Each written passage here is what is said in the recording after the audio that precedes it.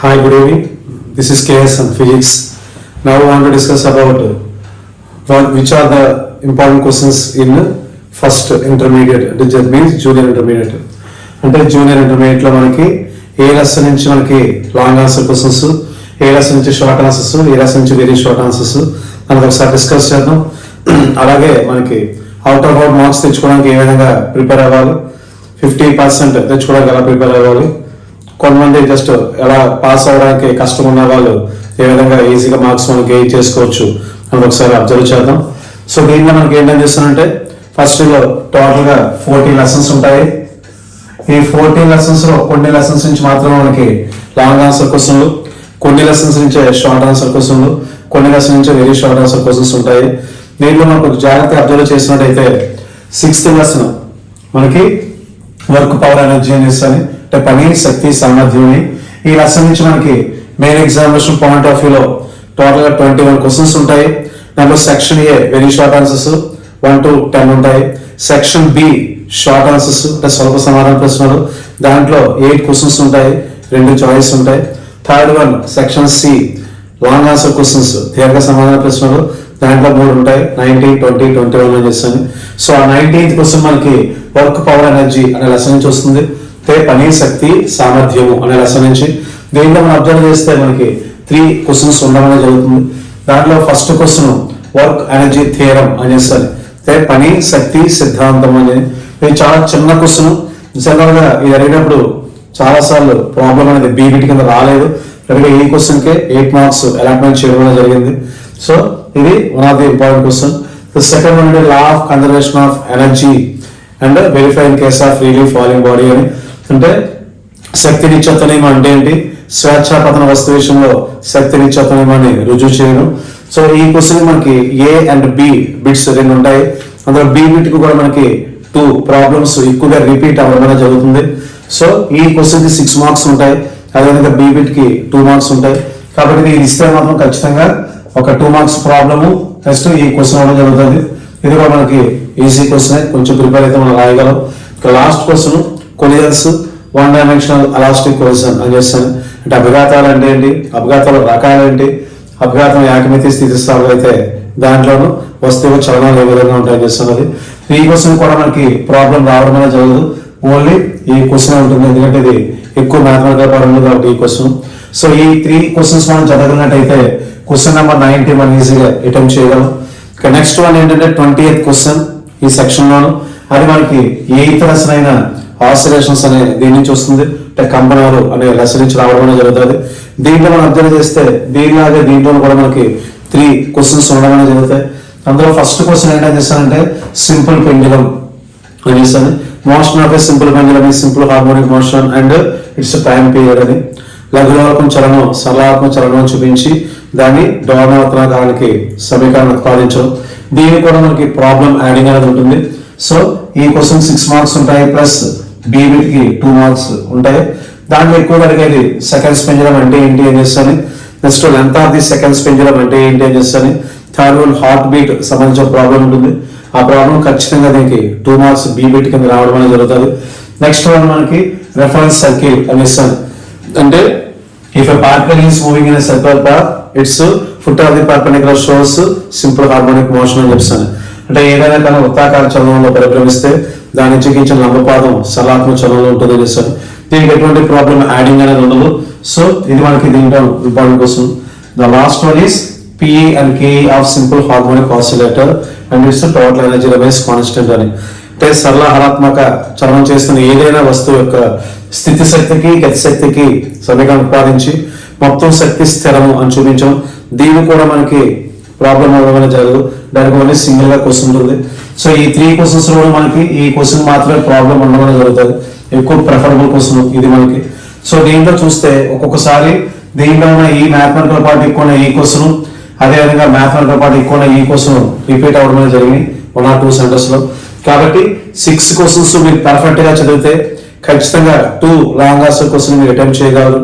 లేదు అన్ని క్వశ్చన్ చదవలేము అనుకున్న వాళ్ళకి థర్డ్ చాయిస్ ఏంటి అని చేస్తానంటే క్వశ్చన్ ఇది మనకి ఏంటని చేస్తానంటే మన టాపిక్స్ ఉన్న 13th లెసన్ అయిన థర్మోడైనమిక్స్ అంటే ఉష్ణగతి శాస్త్రము అనే లెసన్ నుంచి మనకి ఈ 21st క్వశ్చన్ రావడం జరుగుతుంది.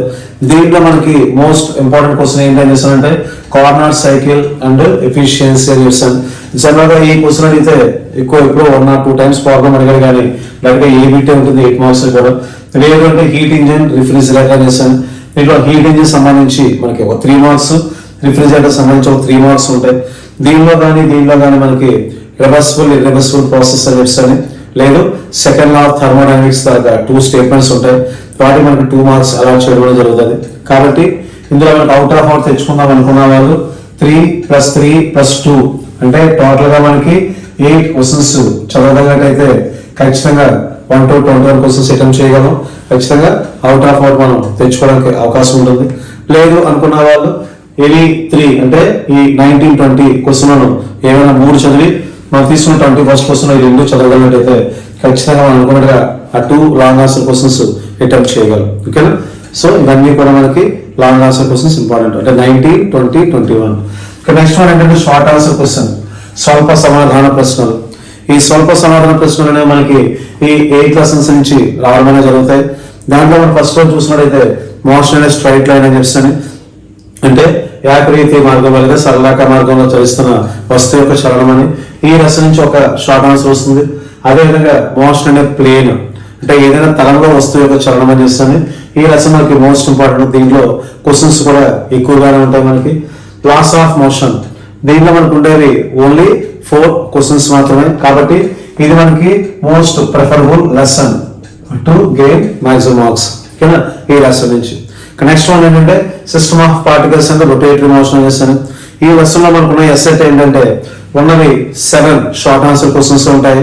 సో 7 షార్ట్ ఆన్సర్ క్వశ్చన్ లో కూడా మనకి 14th question, 15th question ఈ లెసన్ నుంచి మనకి రావడం అనేది జరుగుతుంది. అంటే ఆ 7 questions మనం చదవగలిగినట్టయితే దీని నుంచి మనం ఖచ్చితంగా 4 marks మనం అటెంప్ట్ చేయగలం. కాబట్టి this is also most preferable lesson. ఈ 2 lessons మనం చదువుకున్నట్టయితే సో జనరల్ ఇదో 4, దీంట్లోనూ 7 అంటే 11 questions చదువుతాము. ఖచ్చితంగా మనం 3 questions అయితే అటెంప్ట్ చేయగలం. మనకున్న 8లోనూ 6 రాయాలి. ఆ 6 questions లోనూ మనకి ఈ 3 questions దీనిలో కవర్ అయిపోయాయి. ఎలక్ట్రాన్ గ్రావిటేషన్ అనే లెసన్ ఈ లెసన్. సో ఈ లెసన్ లో కూడా మనకు 500 questions ఉంటాయి. ఇది కూడా మనకి ఈజీగా ఉంటుంది. సో ఇది మనం ప్రాక్టీస్ చేసుకుందాం. అదేవిధంగా మెకానికల్ ప్రాపర్టీస్ ఆఫ్ సాలిడ్స్ అని చేస్తాను. ఇది కూడా మోస్ట్ ప్రిఫరబుల్ లెసన్. ఇందువల్ల అంటే దీంట్లోనూ మనకి మాక్సిమం ఒక 4 questions behaviour of fire under increasing load అని ఒకటి, స్ట్రెస్ దాని టైప్స్ అని ఒకటి, స్ట్రెయిన్ దాని టైప్స్ అని ఒకటి, స్ట్రెయిన్ ఎనర్జీ దాని ఈక్వేషన్ ఒకటి. ఈ 4 questions మీరు చదవగలిగినట్టయితే ఖచ్చితంగా ఈ లెసన్ నుంచి కూడా క్వశ్చన్ అటెంప్ట్ చేయగలరు. అంటే 1, 2, 3, 4 అంటే మనకున్న 6లో 4 questions ఈ 3 lessons చదవగలరు, మీరు మాక్సిమం గెయిన్ చేసుకోగలరు. Next one thermal properties of matter అనే ఈ లెసన్ నుంచి. సో ఈ లెసన్ మీరు చూసినట్టయితే దీనిలో మీకు 3 questions ఉంటాయి. ఆ 3 questions మీరు చదవగలిగినట్టయితే ఖచ్చితంగా ఒక క్వశ్చన్ అటెంప్ట్ చేయగలరు. ఇది కూడా మీకు ప్రిఫరబుల్ ఇదని. సో ఈ 4 lessons మీరు చదవగలిగినట్టయితే ఖచ్చితంగా మెయిన్ ఎగ్జామినేషన్ పాయింట్ ఆఫ్ వ్యూలో మీరు 5 questions అంటే మనం 6 రాయాలి కదా, 5 questions ఈజీగా మీరు అటెంప్ట్ చేయడం అనేది జరుగుతుంది. సో అన్ని మీరు ప్రిపేర్ అవ్వాలంటే 100% మీరు ఆ 11 to 18 questions కూడా మీరు రాయగలరు. రాస్తే ఖచ్చితంగా మనకు అనుకున్నట్టు అవుట్ ఆఫ్ అవుట్ మార్క్స్ కూడా మనం గెయిన్ చేసుకోగలం. ఇంకా వెరీ షార్ట్ ఆన్సర్స్ చూసినట్టయితే దీంట్లో మనకి మనం అబ్జర్వ్ చేసినప్పుడు ఫస్ట్ లెసన్ మోస్ట్ ప్రిఫరబుల్. ఎందుకంటే దీంట్లో మనకు ఒక 5 or 6 questions ఉంటాయి. దాని నుంచి ఫస్ట్ క్వశ్చన్ మనకి దాని నుంచే రావడం జరుగుతుంది దీనిలోను. అదేవిధంగా యూనిట్స్ అండ్ మెజర్మెంట్స్ లెసన్ మనం చూసినట్టయితే దీనిలో ఒక 5 or 6 questions ఉంటాయి. సో దాని నుంచి మనకి సెకండ్ క్వశ్చన్ వస్తుంది. తర్వాత మీరు ప్రిఫర్ చేయగలిగింది ఏంటని చేస్తానంటే మెకానికల్ ప్రాపర్టీస్ ఆఫ్ ఫ్లూయిడ్స్ అని చేస్తాను. ఎందుకంటే ఈ లెసన్ నుంచి మనకి 2 marks వస్తాయి. కాబట్టి ఈ 2 నెక్స్ట్ ఇందులో మనం తీసుకున్న 2 అంటే 4 questions ఈజీగా మీరు అటెంప్ట్ చేయగలరు. లాస్ట్ లెసన్ మనం తీసుకున్నట్టయితే 9th and 10th questions. ఈ కైనెటిక్ థియరీ ఆఫ్ గ్యాసెస్ అని 14th లెసన్ లో ఉంటుంది. దీని నుంచి కూడా మనకి 2 marks రావడం జరుగుతాయి. కాబట్టి 1, 2, 3, 4, 5, 6 అంటే 6 questions ఈజీగా మీరు దీని నుంచి గెయిన్ చేసుకోగలరు. ఓకేనా? నెక్స్ట్ మనకు రావడానికి అవకాశం ఉన్న మాక్సిమం ఏంటని చేస్తుంటే ఈ లెసన్ లో మోషన్ అనే ప్లేన్ లెసన్ లో వస్తుంది. అదేవిధంగా Newton's laws of motion lesson వస్తుంది. ఈ 2 లెసన్ నుంచి మనకి ఆల్టర్నేటివ్ గా ఈ లెసన్ నుంచి వస్తే దీని నుంచి రాదు, అది ఈ లెసన్ నుంచి వస్తే దీని నుంచి క్వశ్చన్ రాదు. కాబట్టి మనం ఈ లెసన్స్ చదువుకున్నట్టయితే 100% 1 to 10 వెరీ షార్ట్ ఆన్సర్స్ కూడా మనం ఈజీగా అటెంప్ట్ చేయగలం. ఇక్కడ మనం పక్కన స్టార్ మార్క్స్ పెట్టుకున్న లెసన్స్ అనేవి మోస్ట్ ప్రిఫరబుల్. ఎందువల్లంటే మనం చదువుకున్న దాంట్లో క్వశ్చన్స్ తక్కువ ఉంటాయి, కానీ మనకి ఎగ్జామినేషన్ పాయింట్ ఆఫ్ వ్యూ రాయడానికి ఈజీగా ఉంటుంది. నెక్స్ట్ ఈ 2 లెసన్స్ అయితే 2 మార్క్స్ వస్తాయి కాబట్టి మాక్సిమం 2 లెసన్ నుంచి మనకి 4 వెరీ షార్ట్ ఆన్సర్స్ మనం కవర్ చేసుకోగలం. అదేవిధంగా 2 లెసన్ కూడా తక్కువ ఉంటాయి కాబట్టి దాని నుంచి 2 రాసుకుంటే ఈజీగా మనం 6 రాసుకోగలం. సో ఎక్కువ అంటే అవుట్ ఆఫ్ అవుట్ తెచ్చుకుందాం అనుకున్న వాళ్ళకి ఇవన్నీ కూడా ప్రిఫర్ చేసుకుంటాము. జస్ట్ 30% అంటే 50% లేదా 40+ లేదా మనకి 25 to 30 మార్క్స్ రాద్దాం అనుకునే వాళ్ళు ఇక్కడ మనం ప్రిఫర్ చేసిన ఈ స్టార్ మార్క్స్ పెట్టుకున్న లెసన్స్ చదువుకున్నట్టయితే ఖచ్చితంగా మనం అనుకున్న టార్గెట్ రీచ్ అవ్వచ్చు. ఓకేనా? సో టార్గెట్ ఇప్పుడు మనం హైలో పెట్టుకుంటే ఖచ్చితంగా దాని దగ్గర మనం రావడం అనేది జరుగుతుంది. So all the best and good luck to all. Thank you.